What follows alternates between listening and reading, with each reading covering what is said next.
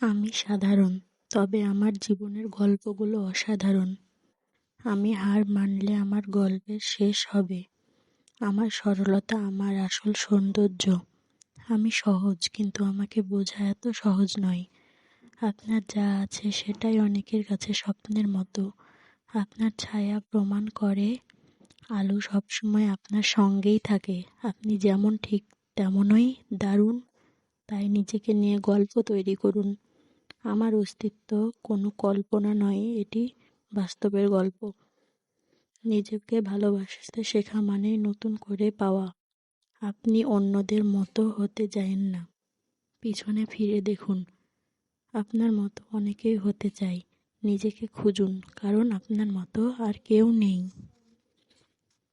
আপনি এক অসাধারণ।